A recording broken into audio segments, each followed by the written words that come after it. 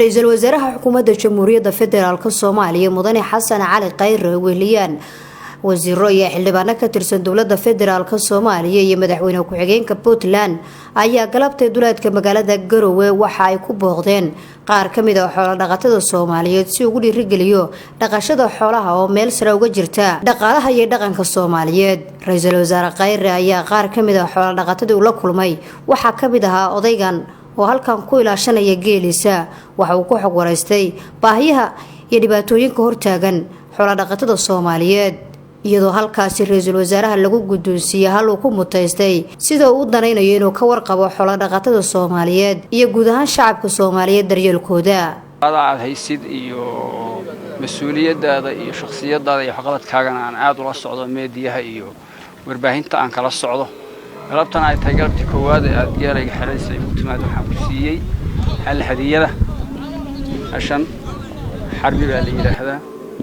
وهش الجاري جاء عن وش على هاي هذا يكون شوكتا وطنا وحربي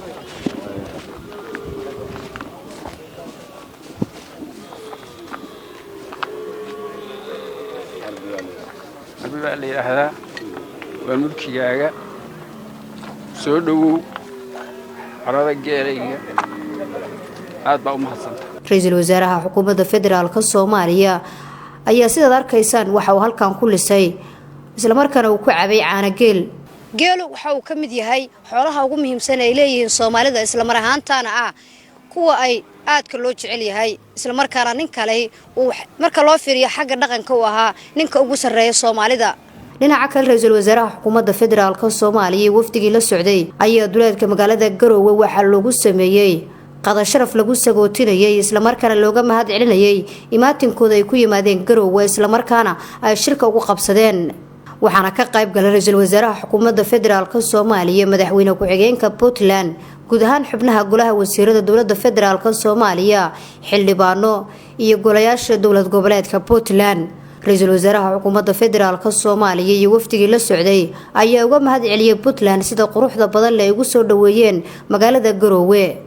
waxayna u rajeeyeen nabad iyo barwaaqo tan ka sii sareysa intaas kadib xubnaha golaha wasiirada ee xukuumadda federaalka Soomaaliya uu hogaaminayo ra'iisul wasaare Xasan Cali Qeyre